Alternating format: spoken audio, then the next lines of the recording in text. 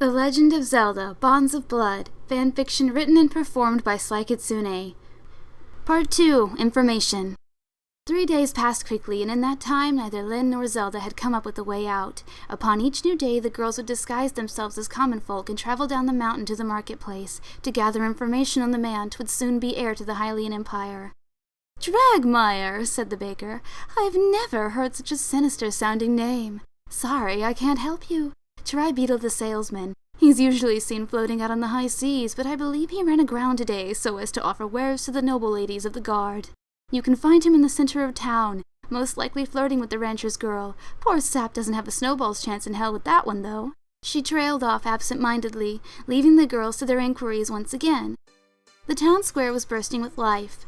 Couples sang and danced to the music of bards, terrier pups scuttled through the streets chasing anxious hens, and a myriad of merchants lined the alleyways to bargain and haggle with the richest of the rich and the poorest of the poor. "Mr. Beetle, I presume?" Zelda observed a young girl slapping a merchant as hard as she could before leaning forward to pick up 3 jars of milk and turning on her heel with a humph. "Word of warning, ladies, that one's no good," she said as she passed the princesses. They approached anyway.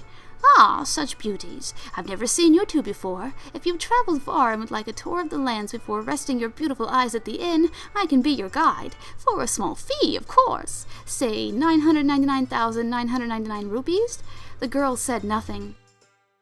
Perhaps a look at our finest items then. A slingshot made from the bark of a great tree. Bombs for the lovely bombshells?" They stood ever silent for a moment, perusing the wares before Lyn finally spoke up. "We're looking to buy information, actually. Yes, do you know of a desert dweller named Dragmire? Ganondorf Dragmire?" Beetle broke into a cold sweat and leaned forward across his wares cart. "Where did you hear that name? That man is a wolf. Little lambs like you should stay away from him." He scanned the area with his eyes before continuing. "You'd best not speak his name aloud. Not here, not anywhere." Lyn sighed before hefting a very, very, very large bag of rupees across the wares cart. "Tell me what you know," she said. The fear in Beetle's eyes was immediately replaced with greed and excitement. "'Tis said that a single Gerudo male is born every 100 years within the Gerudo race. Dragmire was the bastard child of a Garudonian servant and the tyrannical clockwork king of Termina.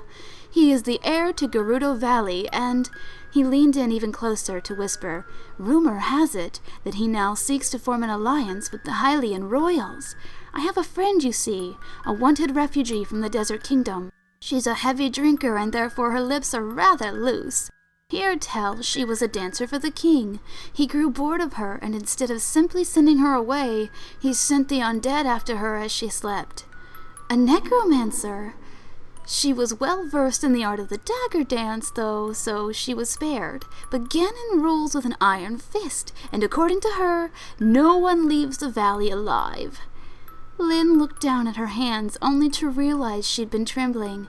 If this were all true, she'd soon be the dutiful bride to a monster. "I can't let this happen," she thought to herself. "I won't let this happen," Zelda vowed. End of Part 2.